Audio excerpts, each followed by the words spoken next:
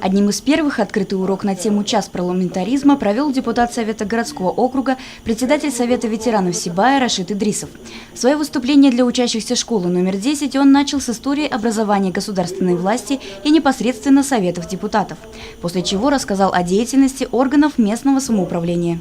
И 10-я школа, как ветерана 10-й школы, я здесь проработал более 15 лет, пригласили меня сегодня провести этот урок.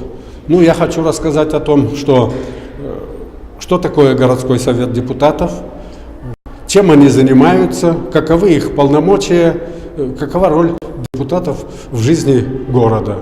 В управлении государством участвуют все граждане нашей России. Они участвуют в первую очередь тем, что участвуют в выборах. Во-вторых, они участвуют тем, что могут выдвинуть свои кандидатуры депутатами всех уровней. Права и обязанности, место депутатов во власти, роль Конституции в современной демократии. Эти и другие вопросы ученики обсудили вместе со своим гостем. В ближайшем будущем подобные встречи пройдут во всех школах города. Евдокия Титаренко, Али Кадыров, Любовь Карпова, телекомпания СТВ.